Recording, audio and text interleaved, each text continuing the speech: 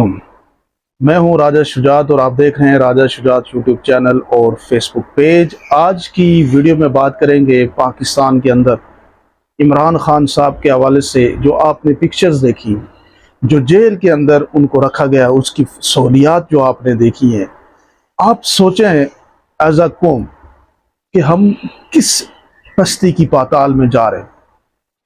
इमरान खान पाकिस्तानियों का हीरो था और पाकिस्तान को बहुत सारी जगहों पे इमरान खान की वजह से इज्जत मिली, और उस अपने हीरो को, और ये बात भी पाकिस्तान का बच्चा बच्चा जानता है कि जो भी उसके ऊपर केस बनाए गए हैं सब झूठ है।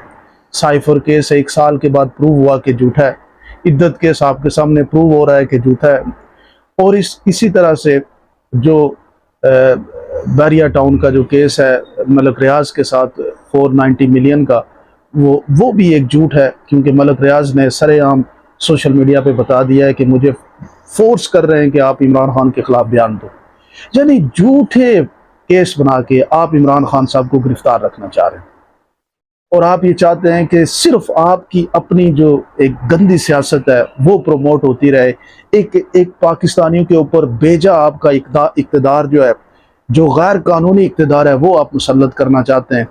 और उस लीडर को, जिस लीडर को पाकिस्तानी जो है वो प्यार करते हैं और जिसको बेगना आपने गिरफ्तार किया हुआ है पिछले 1 साल से, वो उसको जो सहूलियात आप देखें कि ये जो मीडिया पे बैठे हुए अपोजिशन अपना हुकूमत के लोग हैं, ये और कुछ टाउट्स मीडिया के अंदर जो बैठे हुए तजिया कार हैं, वो क्या कहते हैं कि इमरान खान को शहाना, ये शहाना ज़िंदगी है। आप में से किसी को इस तरह से रखा जाए ना, छोटा सा कमरा है, आपने देखा होगा, कूलर, आज की गर्मी में कूलर, ना एसी नहीं है, कूलर है, और बहुत जो शहाना जिम था उसको आपने देखा कि एक साइकिल है और एक वो स्ट्रेच करने वाला बेल्ट है। ये शहाना अपना जेल हो रही है इमरान खान की, और अपने आप से पूछें क्वेश्चन कि उसका जुर्म क्या है, किस बुनियाद पे उसको रखा गया है। उसको इसलिए आपने गिरफ्तार किया हुआ है कि आपकी ज़िंदगी बचे।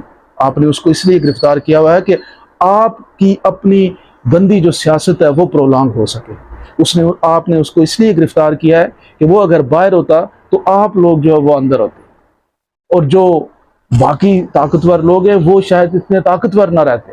अपनी ताकत और अपने गैर कानूनी इक़्तिदार को प्रोलॉन्ग देने के लिए आपने उसको गिरफ्तार किया, और पाकिस्तानी कौम देख रही है, लेकिन ये माफ़ नहीं करेगी आप। इसने आपको नहीं समझ आ रही ना। आपने इलेक्शन में निशानात बदल के देख लिया, आपको इस कौम ने हरा के रख दिया।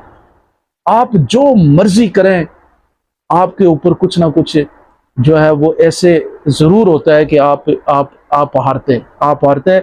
आज साल उसकी गिरफ्तारी के बाद भी आप हार गए।